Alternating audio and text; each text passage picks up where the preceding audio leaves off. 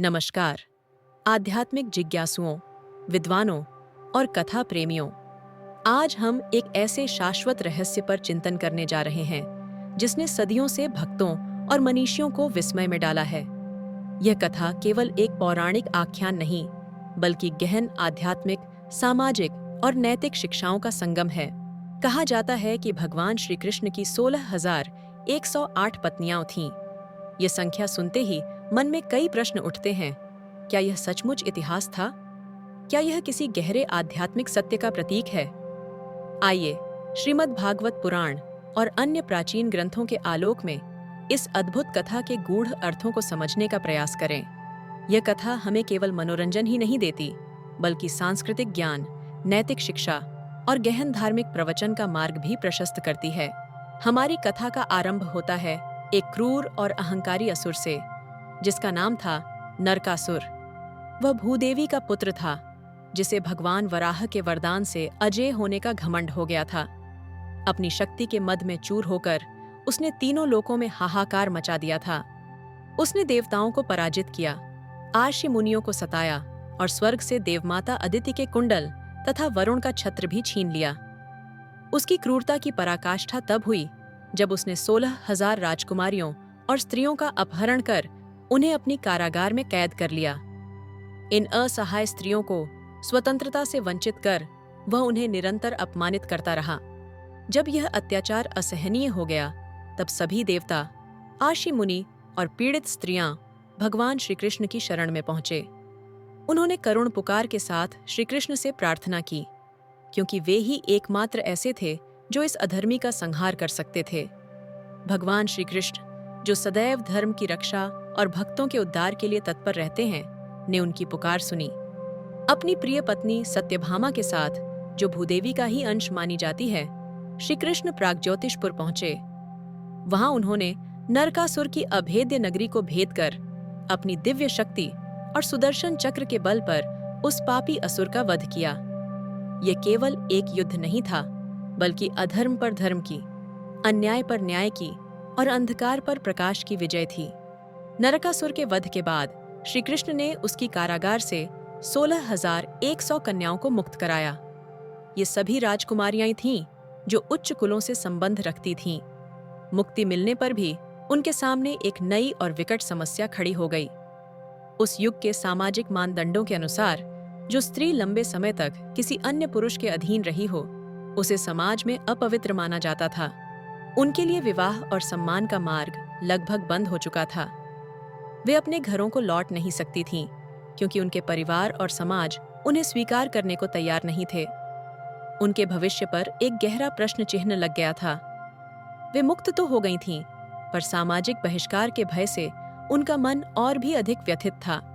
ऐसे कठिन समय में, जब कोई और उनकी सहायता करने को तैयार नहीं था, भगवान श्री कृष्ण ने अपनी असीम करुणा और दूरदर्शिता का परिचय दिया। उन्होंने उन सभी 16,100 कन्याओं को सम्मान और सामाजिक पहचान दिलाने का संकल्प लिया।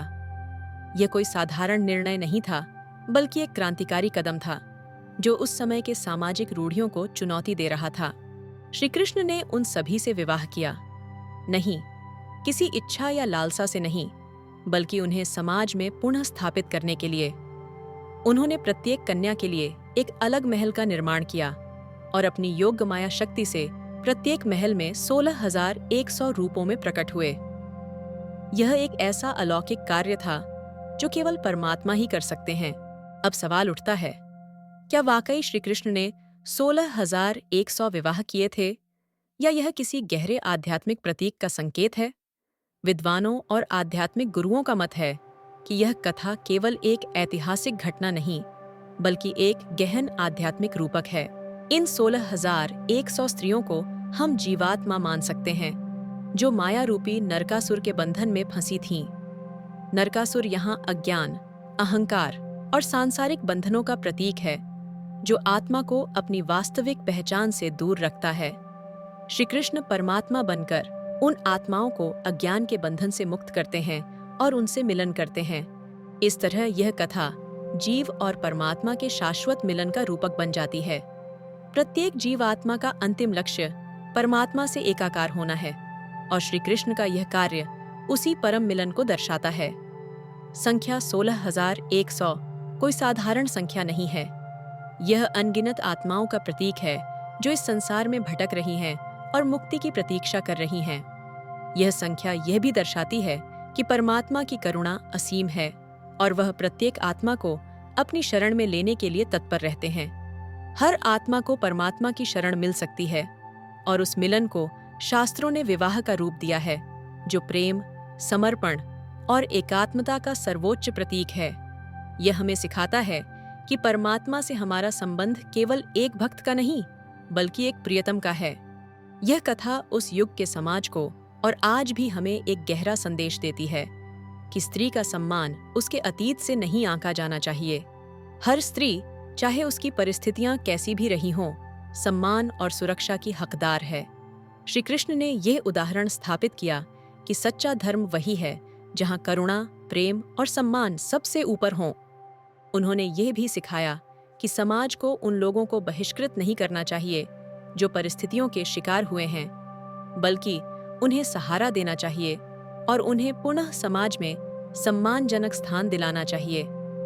यह कथा सामाजिक न्याय और मानवीय मूल्यों की स्थापना का एक अद्भुत उदाहरण है। श्री कृष्ण का यह कार्य केवल विवाह नहीं था, बल्कि एक सामाजिक क्रांति थी। उन्होंने दिखाया कि प्रेम और करुणा की शक्ति से समाज की सबसे गहरी रूढ़ियों को भी तोड़ा जा सकता है। यह हमें सिखाता है कि सच्चा नेतृत्व वही है जो कमजोरों और पीड़ितों के लिए खड़ा हो।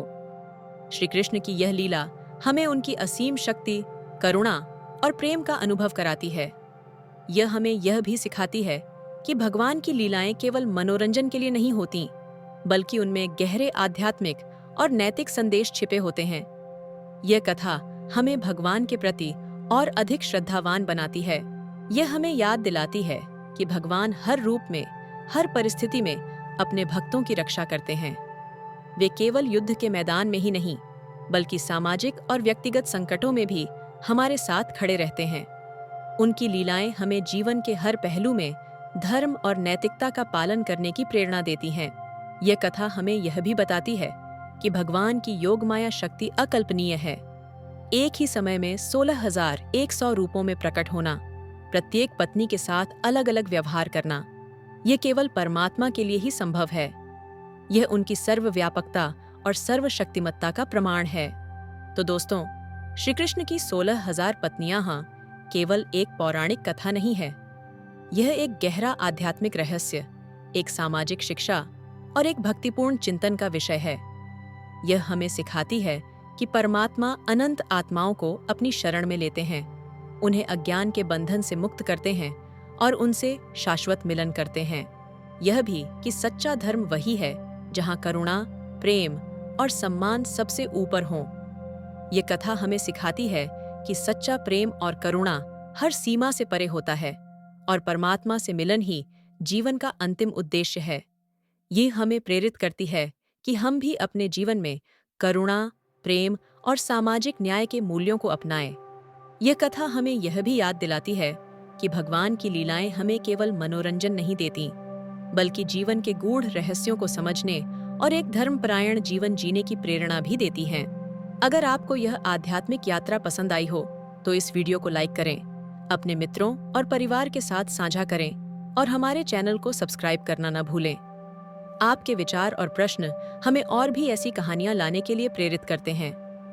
कमेंट बॉक्स में अपनी राय अवश्य दें। जय श्री कृष्ण।